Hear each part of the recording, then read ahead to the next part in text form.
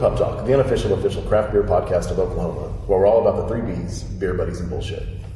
I'm Michael, and with me as always is a man who's excited to do a show in Oklahoma City's historic Film Row, Jeremy. Hey, yo.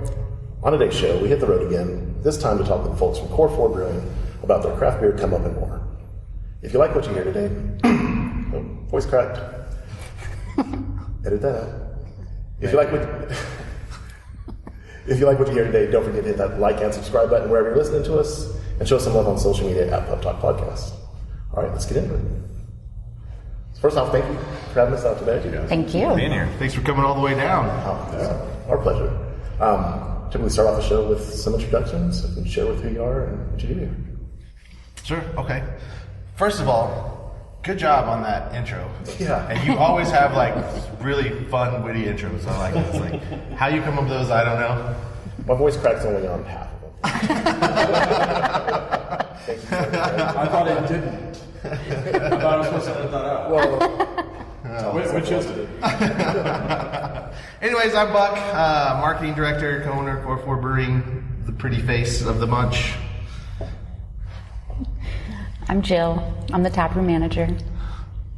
I'm Amy. I am the general manager. And I'm Marty, head brewer. Awesome. Well, I don't want to bury the lead here. I hear we've got an announcement to make about maybe a little opening date action. Finally, it took us a long time to get here. All right, March 14th, grand opening day. Awesome. You heard it here first. Pub Talk Live. Ish. Yes, March 14th is our grand opening date. We're super excited to announce it. We've got really big things planned. We're going to open up at noon that day. We're going to have all-time burgers out here from like noon to 4. Callahan's hot dogs are going to come out later that evening for the late evening crowd. We're working on the live music lineup as is. We've got Tuck's Beef Jerky is going to come in and set up and do some beef jerky samples, and more information to come. So as we put this whole thing together, we'll definitely be putting it out there to you guys so you know what's up. So please join us on St. Patty's Party Day, March 14th. So you can talk to us a little bit about how Core4 came to be and how you came up with the name? Well, it kind of started with Marty. Marty's been homebrewing for 10 plus years. And Marty and I were in a band together, and so he always had beer, homebrews in the fridge for band practice. So we always practiced at his house, and we'd drink his beer, and it kind of grew from there, and we started throwing a keg in the band van and drinking the shows and passing along, and it just kind of grew out of that. It's fun to experiment on your buddies like that. There were some rough ones there at the beginning. And you know, when you're a poor musician, you'll drink anything. Yeah, and when you're young too. No, and it just kind of grew, and Marty and Amy had this business put together, a business plan, or wanted to start a business for a long time, and we kind of grew into the craft beer scene, and we really because our band was playing like a lot of the breweries around, like Twisted Spike and Anthem, and so we got to know them and kind of got in there, and then so Marty came to me one day and he's like, hey, you know, Amy and I have this business plan. We have this dream of starting, you know, a craft brewery. The laws are right now, and I think it's time. He goes, what do you think? So, well, your beer's really damn good. So, yeah, let's do it. And it kind of just grew out of that. That was the day one, and then we started really putting this business plan together. And what are we going to do? Where's this going to go? How are we going to do this? We started like dialing in recipes and brewing a whole lot to figure out what we were going to do, how we were going to do it. And that's kind of like how the name came about too, because we were really trying to dial down, and we're like, well, we probably need to come up with a Core4 beer lineup that we can really push and put out there, and what's that going to be? So we really started talking about that, and Marty as a brewer is really into like, you know, the 4 main ingredients of beer, and that's what he really likes, like clean, clear, sessionable drinking beers is what he really loves to brew. So then we kind of came into that too, like we need the Core4 beers, and we were like, well, what are the Core4 ingredients in beer? And then there was 4 of us, and so that name just like started coming out of our mouths a whole lot, and we weren't even thinking about it. It was just a word that we kept saying a lot. And then one day we said it, and well, I can't remember which one of it was, went, you know what, we say that a lot. Like, why don't we just name the brewery that? And You I was kept like, saying, I was like, is that the name you came up with? And you're like, no. And I'm like, well, it kind of like It sounds could be. good. yeah. And so they were like, then we started thinking about it. Like, there's 4 seasons, you know, there's 4 quarters in a dollar, and we all like money. Like, so it stuck. You know, that was the awesome thing about the money part is when you have $0, it kind of it gears you toward what you're going to do in a brewery. We are so small. We're a neighborhood brewery. There's no way we could distribute or anything like that. And that's partially design and partially lack of funding. Yeah, our business plan definitely was. Like, did I mention we were broke musicians? Did that come up?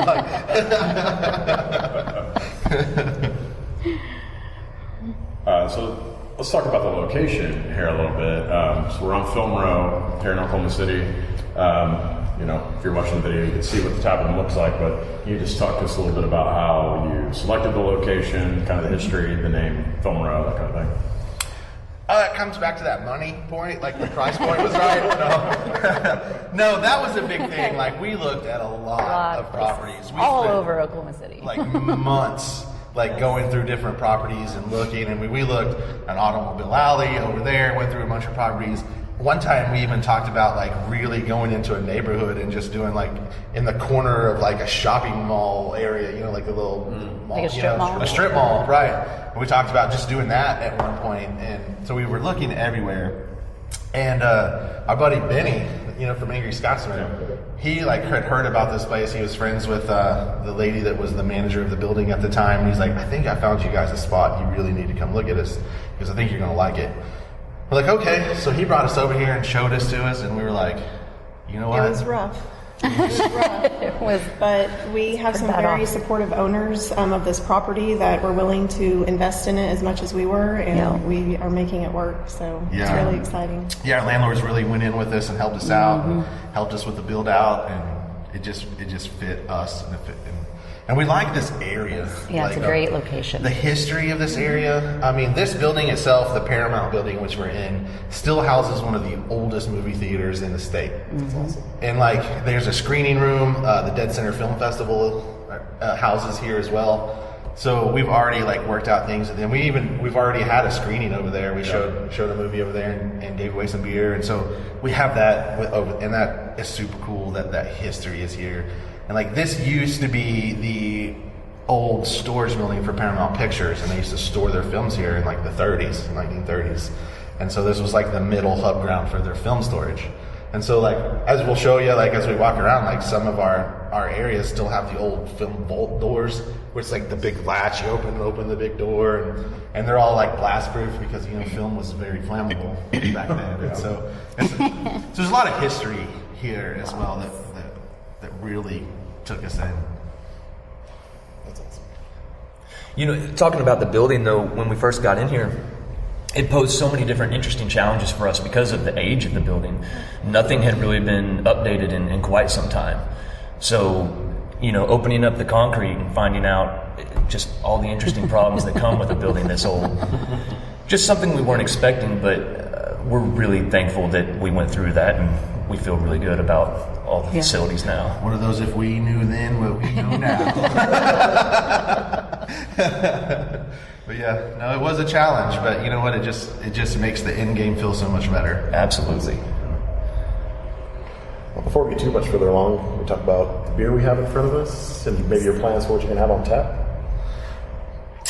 Yeah, I'll let Marty explain the beers. I'll tell you what each one is, and I'll let him talk about it. I know we have our Soul Shine, which is a blonde ale. We have our Oklahoma Sunset, which is the amber. We have our Jumping Hurdles pale ale. Jumping Hurdles, obviously, we've talked about some of those that we've gone through so far. We have our milk stout that's been renamed to Disgruntled Heifer. And this last one that you're going to have is our white stout, and we call it Blanca Tatanka. And so let Marty kind of explain. Like, I think we're working on the blonde right now. So. On the blonde? Okay. I love the blonde, actually. It's made with a German Pilsner and a German wheat. Really smooth beer. I really like the crispness of that beer. It's kind of my go-to for everything. it's gone. For the I was trying to find it. Pretty basic recipe though, man. I like those real easy recipes. Scaling up from 10-gallon batches in the garage to what we're doing now, around 165 gallons, was it's also posed some interesting challenges. So some of these beers we love the beers. They're going to be changing as we progress. But the blonde, I think, is pretty spot on. That one I'm really proud of. Amber? And the amber, we'll just move on along. Yeah, I think it's go down the line. Yep. So again, all these beers are right in like 5.5–6%, very sessionable beers. The amber, I love the maltiness of that one. Again, that one came out really well. We got lucky on that batch, I think. I'm very happy with It's the my way- favorite. It's my go-to. Every time one I of walk my in here, I pour me a glass of that amber. Like, I just love it. I love that malty backbone to that thing. Okay, well then we got what? The porter is next? Milk stout. Milk stout. Pale ale. All right. Man, the pale ale. How happy are you with the way that came out? Came out really well. Right? Really good. Really excited about that one. That's the only beer that I use Chinook in, and I really like that hop profile. And like I'm kind of like you guys. Like I'm not a huge IPA drinker. Yeah. Like I'm not a big, like when I go sit down, Jill is our IPA girl. But that pale ale is like that right mix with a hop profile with the right amount of bitter. Like that's my middle ground right there for me, and I really enjoy that. Yeah, absolutely. And then the porter. It's the milk stout. Man, I'm all out of order. Yeah. Porter's still in the fermenter, Marty. So, in that milk stout, we used 22 pounds of lactose in there. I like the smoothness of that beer.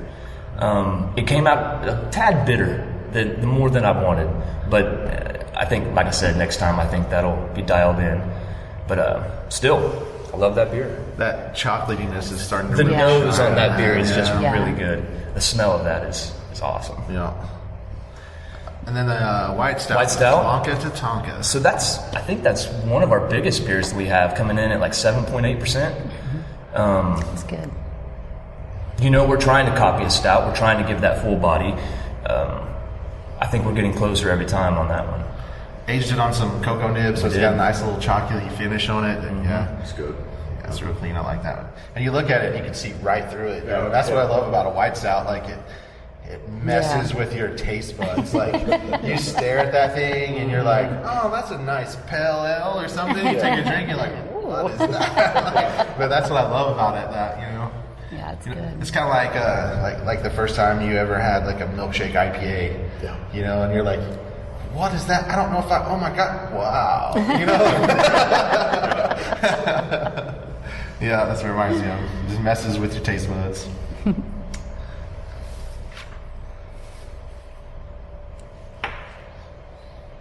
So can we talk a little bit more about how you got into home brewing and you've got a connection to the Red Earth Brewers, right? Absolutely. I can't imagine doing this without the Red Earth Brewers. They have been such a just wealth of information. Yeah. All kinds of people from all different ages and backgrounds. I love that group. It's been very beneficial for us. Starting home brewing, man, I don't really know why. It's something I always wanted to do. I love the science involved in it. Actually, I do know why. Yeast.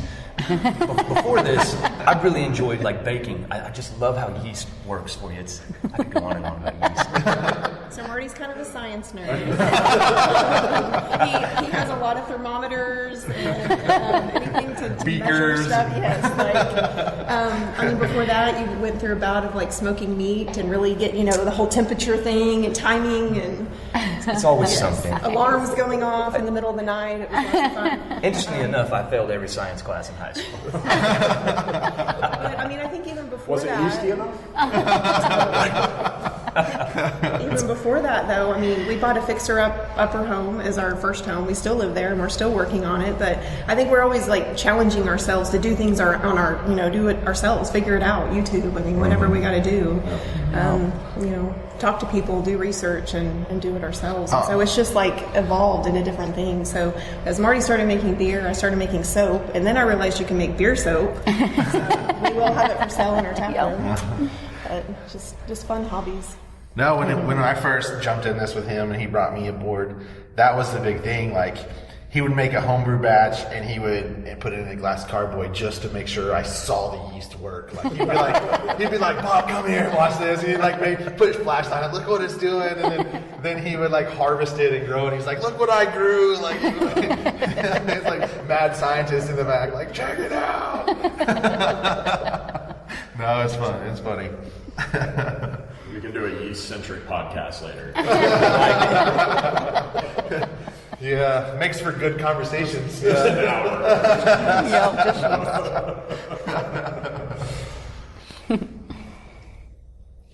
So a question we like to ask everyone when they come on the show is, do you remember your first craft beer and maybe the epiphany beer that made you just stop drinking the other big brands? I'll start. Go ahead. I know my story. So back in 2003, I took my very first flight, and me and Marty went out to California to stay with his sister, who was near San Francisco. And we met up with some friends that were out there at the same time.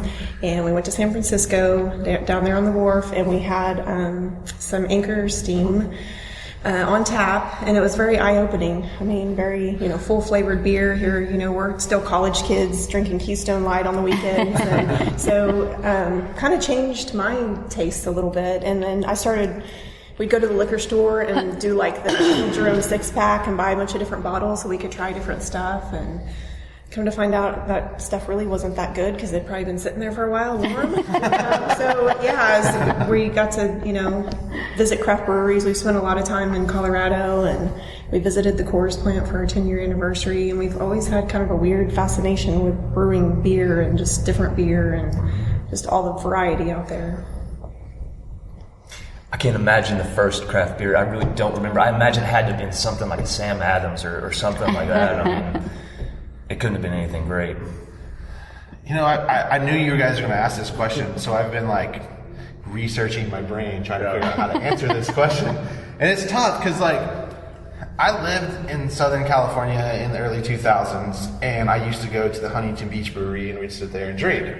But at the time, I was just drinking like Huntington Beach Blonde. I wasn't even thinking like I'm in a craft beer brewery and I'm having a craft beer. I'm just having a nice blonde at this brewery, out looking at the ocean and hanging out with my buddies, And then I was like, I started thinking back of that. I was like, I was really enjoying craft beer back then and didn't realize it, like what it was at the time.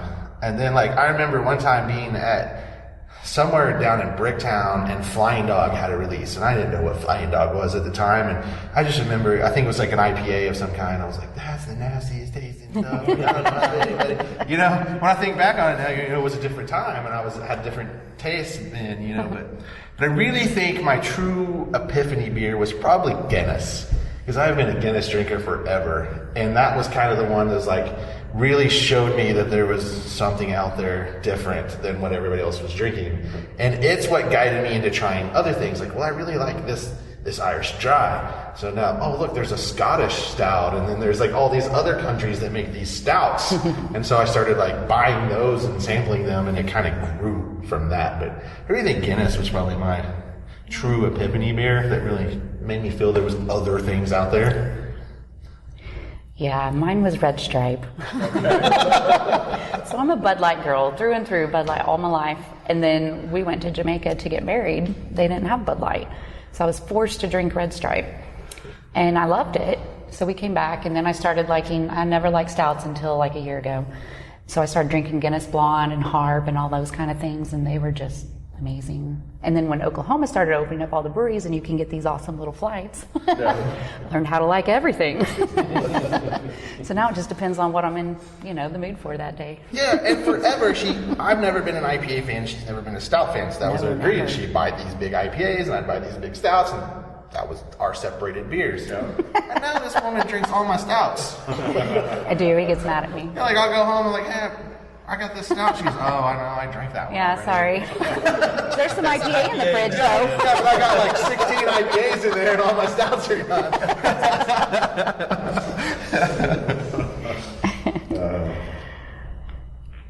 So we mentioned the soap earlier, and you guys are doing dog treats too. Can we talk a little bit about that? Yeah, the dog treats are all made of the spent grains that we use. There's no alcohol in them, no hops in them.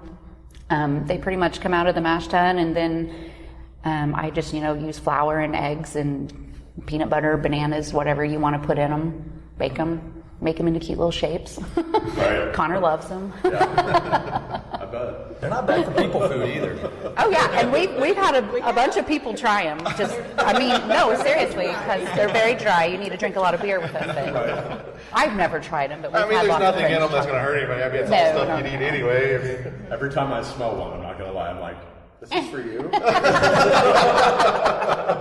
But again, it kind of goes back to, we don't want to waste things, and so, the spent grain, you do what you do with it for the beer, and then what do you do with it next, So we make dog treats and we give it to farmers, to give to their cattle and horses and whatnot. So everything's reused, recycled.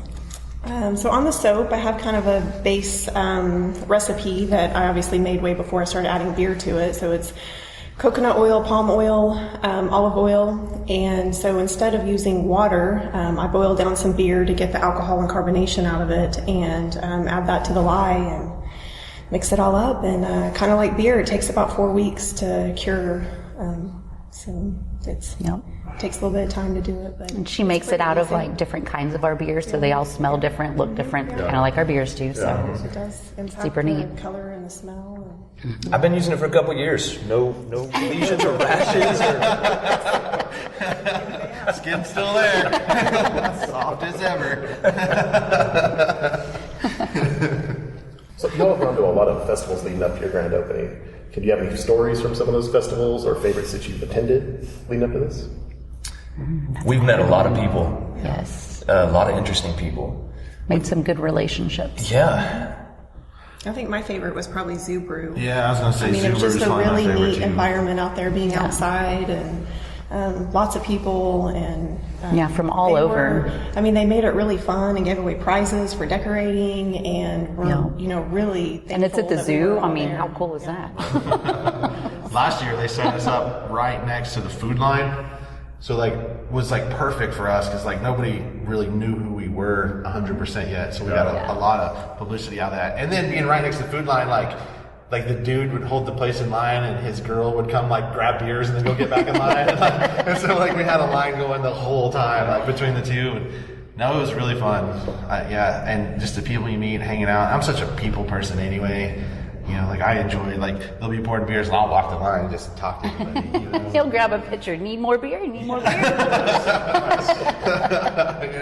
And especially when there's a really long line, or even I'll let them know what beers we have so they'll be prepared when they get up there, so I can talk to them about that. So when they get there, they already know what they want, And so, I really just enjoy being around a lot of people like that. It's a good time for me. So, yeah. I think we've gotten very good at it. We Yes. all have our own little jobs that we do to make it work. Yeah. It's a team thing. Well, in agreement, Zoo Brew, is that our favorite? Do you have a different one? usually No, my I favorite. think that was the best. Yeah. There's lots of them, but that's the one that stands out. Are there any coming up that you guys are going to be at? It's starting to get into that season. Yeah. Festival. I think. Yeah. No, I just heard that Strong When's Ale that, Fest May? is not going to happen this year, and that's supposed to I think happen it's the 21st of March. So that was one we were prepping for next, but it's not going to happen now. So I think really the next big one is probably Craft Beer Festival. the Craft Beer Festival. Yeah, CBO Craft Beer Festival. So that'll probably be the next one. I'm That's in assuming. May, isn't it? I believe so. Yeah. Are they bowling upstairs? They're doing something up Sounds there. like Morse code. So, this question's a little distracting. It's Gladys. So this question's a little different just because you guys have not actually opened yet, but we always like to ask people if you have had your holy shit moment yet, where you just go, oh, this is real, this is happening, we've got a brewery, Many. Once a week. You know, I think the biggest one right now was last week when we finally passed our final inspection. Like the health department came in here and passed everything with flying colors, and it was like it became real at that point. Like, holy shit! Like, we're done. We made it through every inspection. All the build out is done. Like, now we are perfectly legal to go ahead and get this thing open. And then I think we all had that like. It's been a long journey. Cried. I think we all did. I mean, I'm pretty sure I did cry. So. You know, and what's funny is like, you know, we have like a group message board that we send message each other on so we can all see everything that's happening. And so Amy was here for the inspection. So it was just Amy. She came in, the inspector walked around. And we're nervous, like we're so nervous. Like, this is the probably the one that made us the most nervous of any of them. And so she sends this text and she's like, guys, we got a lot of work to do with this like angry face. And we were like, damn it. And then she's like, just kidding, we passed. You know? I was like, oh. Like, I went from like tears of sadness to tears of joy in like milliseconds, you know, like. I don't normally do that. I'm not a big practical joker. Yeah, but she's not the joker. Every once in a while, I just have this like I can't resist moment. That's why we thought you were serious. And we were all on pins and needles on that one, you know, like this is the last one, like the bank account's about empty, so if she needs anything big, we're like, oh my God, you know. So yeah, that was probably definitely the biggest one at this point, you know, until March 14th when we open these doors. Then we'll have a whole nother reason to go, oh shit.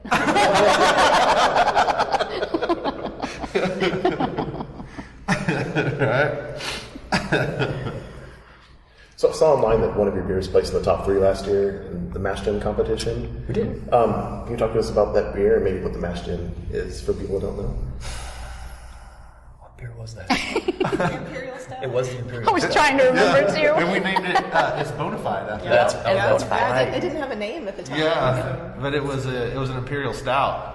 So that's a big stout that we age with bourbon, oak chips.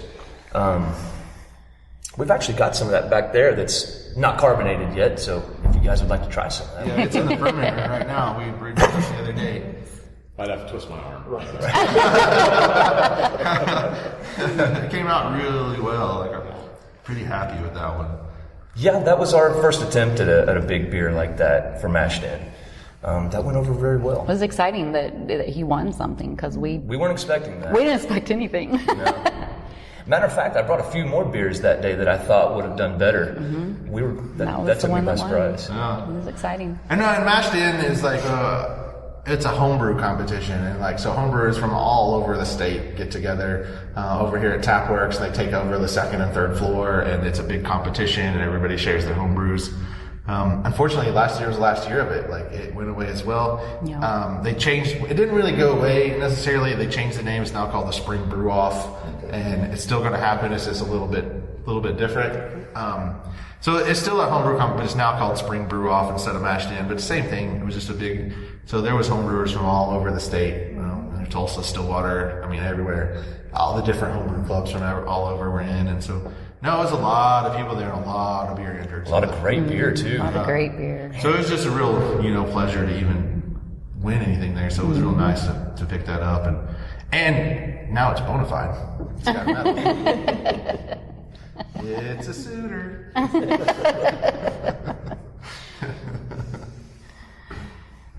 So we talked earlier about the beers we got in front of us. I'm assuming there will be other beers, more beers on tap here in the tap room, March 14th.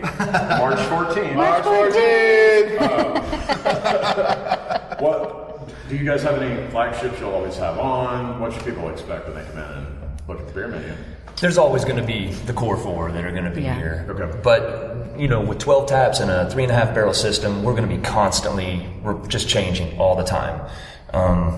We don't know what we're going to brew next month. I mean, who knows? And our customers may dictate, what's popular and what sells. We brew more of, so we don't, totally know yet. Yeah, I mean, we think we know what people are going to like, but you don't know until they get in here and start drinking it, and know.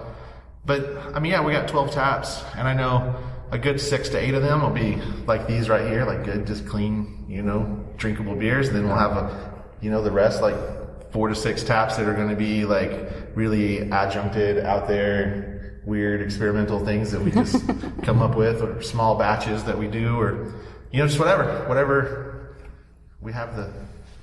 It's definitely the dynamic between me and you that I like. I'm very traditional and low key as far as that, and you really push me to do some of those, I love the bigger crazy beers. things. I love the peanut butter and the raspberries and the Oreos, in my beer. And Marty's like, I'm not doing that. Coffee stout, the thing, and that was one of my recipes that we did. So I'm looking forward to bringing that to scaling that one up and doing that. So, it's a breakfast stout. Yeah, death before breakfast. Yep. So I'm really looking like doing things like that, and then so it's just gonna be a good time. I can't wait to really like break them out. Like right now, we're just like brewing like crazy, trying to get enough to get these taps for the 14th. Yeah. Like next week, we're actually doing a collaboration with the Pink Boot Society of Oklahoma City. So all the ladies will come in on March 8th on International Women's Day, and we're going to brew a beer. We're teaming up with Lively and Anthem and Angry Scotsman. And so the 4 of us all the ladies from the 4 breweries are going to come over here, and we're going to brew 3.5 barrels and split it up between the breweries and have a big release when that comes out. And all that money will go back to the Pink Boot Society of Oklahoma City and really help promote. I mean, we're 50% female owned, and we really want to push that here, And so that was kind of our way to kind of give that back. So that you'll be expecting that out, next couple of weeks as well. So Awesome. Speaking about the collaboration, like a lot of people like to brewery hop. What are some of the other breweries that are in the area? Assuming that you just named. Well, Angry Scotsman is just 2 blocks that way, and then you go 1 block that way, and there's Lively. Stone Cloud's just. it's 2 blocks. Skip, hop, and a jump right over there.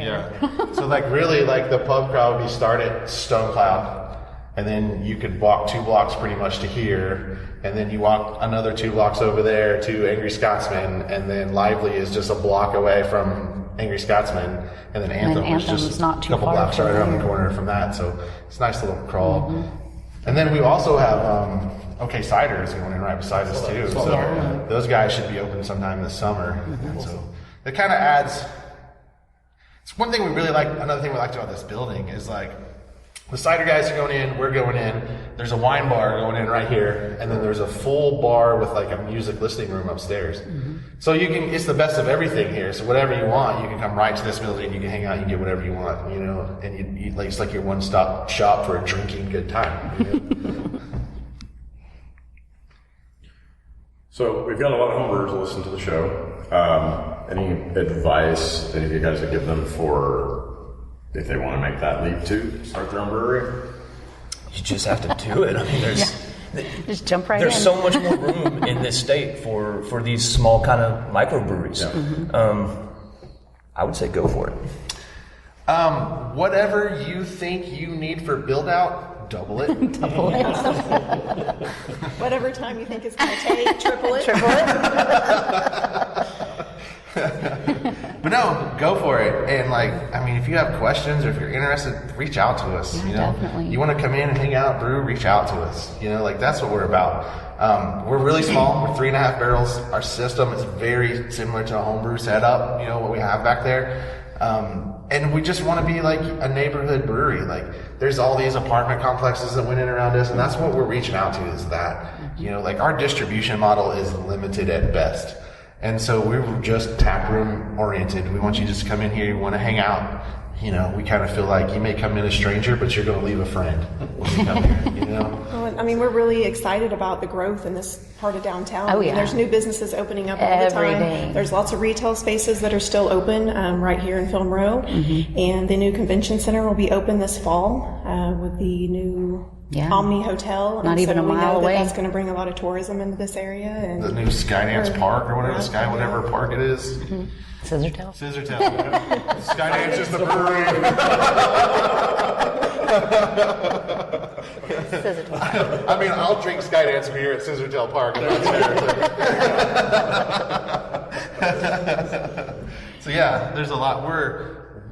1 mile, like an 8-minute walk from Chesapeake Arena. Yeah. So, I mean, this is a perfect place to come pregame for Thunder games or concerts or whatever. The Civic Center is just like less than a 4-minute walk from here. Yeah. So it's just right around the corner. So there's just so much happening right here that we're super close to. So we're really super fortunate to have this space in this area. And a parking lot. We have a parking lot. Yeah, we have a parking lot, a free one.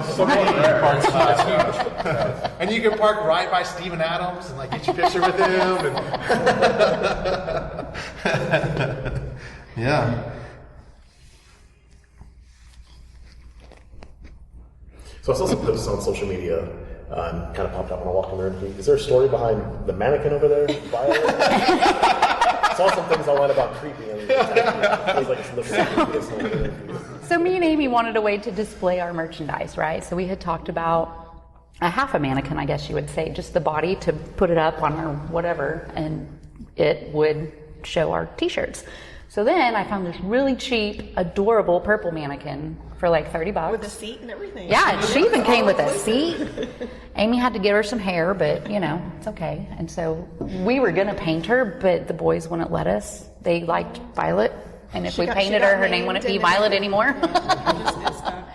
So she kind of just scares people when they come in. We used to have her sitting in the hallway, and you walk around that corner, and they go, "Oh my God!"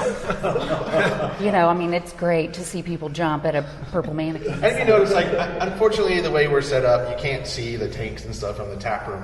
But out here in the common space, there's lots of windows. Windows and doors you can see through. See, like, our, you know, the brew house back there. And so, like, Marty used to put her in the brew house door. It has windows, so he'd just sit her in the door. And there was a lot of construction going on, not just in our facility, but around. Like, they built a brand new elevator here, and there was just construction guys going on all over the place. But one day, they knocked on the door and made Marty move her, because she was freaking them out every time they walked by. Can you please move the baby? Like, all these big burly construction guys are freaked out. It was great. Yeah, she's pretty popular. She gets selfies taken all the time with her. You know, people come in and check out the brewery, and they're like, "Oh, look, it's Violet. I need a selfie." Yeah, they run around the brewery with their hair on. We need to create her own social media page, just like She does. She does. Yeah. So we got March 14th, the grand opening. March 14th. Any other upcoming events or anything like that you guys want to throw out there while we're talking? Well, I mean, as of right now, we're still in the works. Like, I'm really concentrating on putting this grand opening together. So I'm working on like the entertainment factor and all that. So that's our big push right now. We're working on like doing like a music series. Like I said, we're musicians. We really want to support, you know, local music here. So we're kind of getting that and lined up, talking to musicians now about setting up some dates to have them in here. Really the next true big event we'd have would be the Pink Boots release, you know, after this one that I absolutely am 100% know that's going to happen, you know. So yeah. We got lots of ideas though, so. Sure. Just had to get open first. Yeah, let's get to this point and then the rest of it will start coming out. So where can people find you online, in person? We're at Core4 Brewing on everything. It's Core, the number 4 Brewing on the Instagrams, on the Facebooks, on the Twitters, like all of it. I think I even started a TikTok. I don't know what I'm doing with that one. Like I've got like one video in there. I thought, you know, the kids are doing that these days, so whatever the kids are doing. Yeah. We created one. I love it. That's about as far as we've gotten. You sit there and dance on it like Chris does. Yeah, I mean, the kings of social media, Welltown, are about the only brewery I found on there so far. So, no, I don't know how much of that we'll do, and I kind of feel about Twitter the way everybody feels about Twitter, you know, so I'll post stuff on there and hopefully people see it, but really, Instagram and Facebook are just at Core4 Brewing.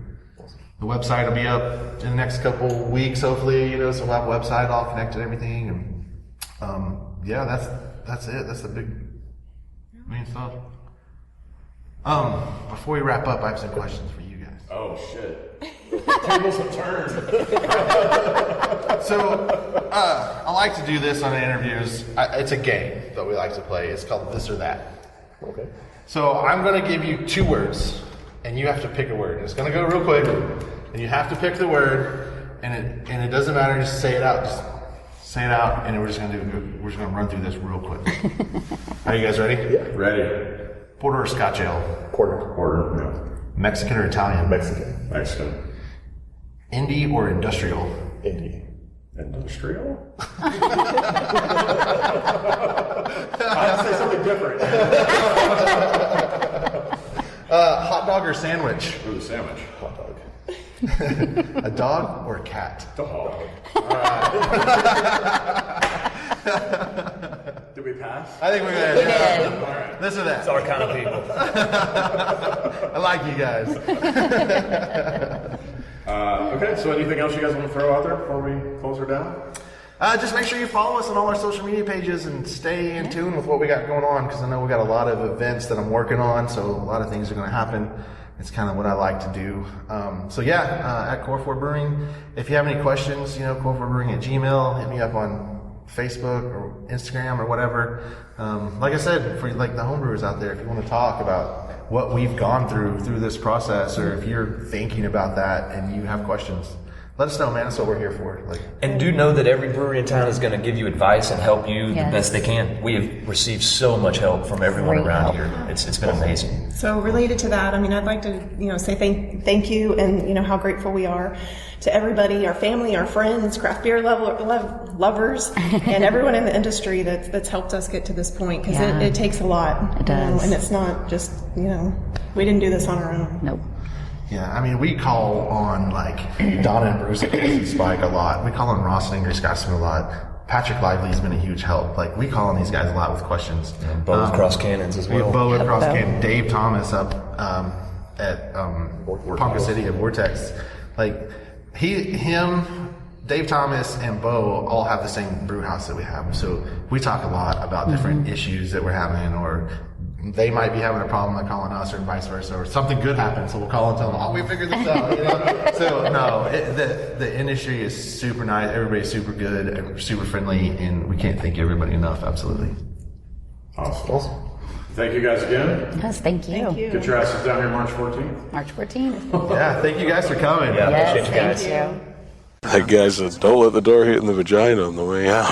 That was hilarious. That's going to do it for this week. Thanks so much to all four of the Core 4 crew for coming on the show and having us out today. This was a fun episode and easily one of my favorites that we've done. Make sure to follow them on social media at Core4 Brewing and make plans to hit up their grand opening March 14th. Come back next week for a new Spotlight episode with Exponential Brewing. Make sure to follow us on social media at Pub Talk Podcast. And as always, never forget, there's nothing in life too big or hard. You can't handle it over a few beers with your good friends. Until next time, chill till the next episode.